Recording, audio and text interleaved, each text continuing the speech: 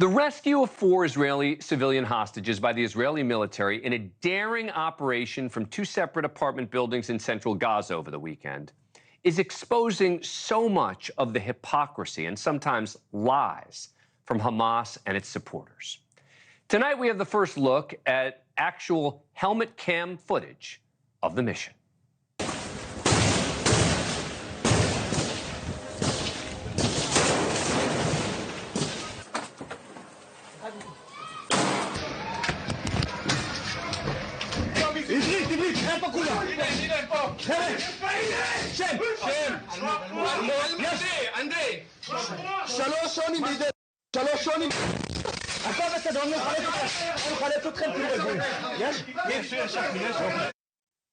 Now, on its surface, the successful rescue of 4 Israeli civilians would seem like cause to celebrate it, right? At least for anyone who believes that terrorists kidnapping civilians from a concert, dragging them into enemy territory, and holding them prisoner for 8 months is actually a really bad thing.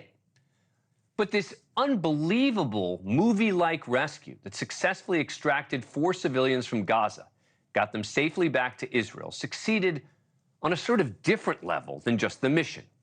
It has successfully exposed the hypocrisy and lies from Hamas supporters around the world and in the media. That there is nothing that Israel can do in this war that will not be met with criticism. Even when Israel saves 4 of its civilian hostages, it will be met with this type of coverage in the Western media. The cost of Israel's mission to save 4 hostages, highlighted by Gaza's health ministry. It claims 274 Palestinians were killed, another almost 700 injured. Numbers CBC News can't verify. The rescue operation marks the deadliest day of the war in 6 months. At least 274 people killed, hundreds more injured, according to Gazan health officials. The initial response, obviously, in Israel is joy and celebration at the release of 4 hostages who've been there for 8 months. But the loss of life incurred in doing that is something that I think is horrifying. First, let's get this straight. This wasn't the release of 4 hostages, as MSNBC guest Congressman Jerry Connolly would have you believe. Israel would have loved nothing more than for these hostages to be released. That would have saved many lives. They had to be rescued. And yes, many people died during this rescue mission. And of course, Israel is taking all of the blame for that, which shows that many of these people do not actually want Israel to get the hostages back unless it's on Hamas's terms. You heard many in the media relaying the reports of the Hamas-run health ministry, quoting 274 killed, a report which seemed to have come out before the hostages were even back on Israeli soil. Never mind the fact that Israel claims that it was under 100 civilians died in the operation, and Hamas has only identified 86 people, and Hamas admits it doesn't distinguish between civilians and terrorists. Regardless, the loss of life is tragic. But the reason Israel went to this crowded area in the middle of the day was because that is where Hamas wanted the hostages to be. Hamas picked the location, not Israel.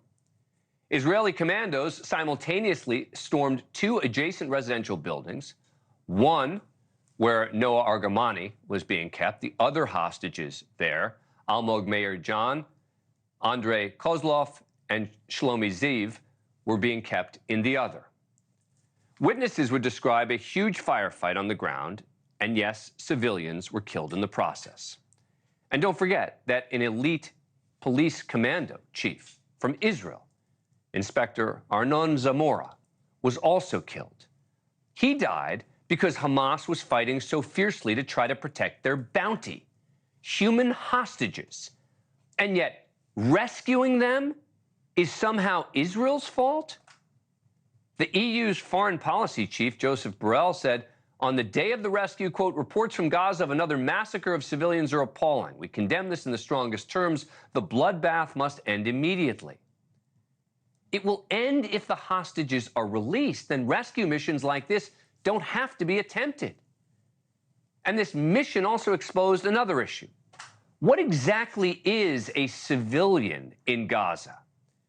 Because we now know who was holding the 4 hostages inside those residential apartment buildings. According to numerous reports, Israeli special forces used a ladder to enter the home of Dr. Ahmed al-Jamal, a civilian, and his family, as they were the ones holding the 3 male Israeli hostages.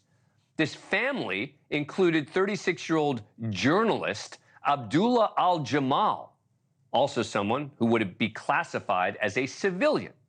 Both of them, as well as other members of this civilian family, were killed during the operation. So the civilians that were allegedly killed during the Israeli rescue mission presumably includes the people holding hostages. Think about that. Of course, in journalist Abdullah al-Jamal's case, this is just another example of the lines being blurred between Hamas terrorist and media or government agency in Gaza, like the Gaza Health Ministry or the Hamas-run Labor Ministry, where Abdullah al-Jamal reportedly served as spokesperson, when he wasn't out kidnapping people.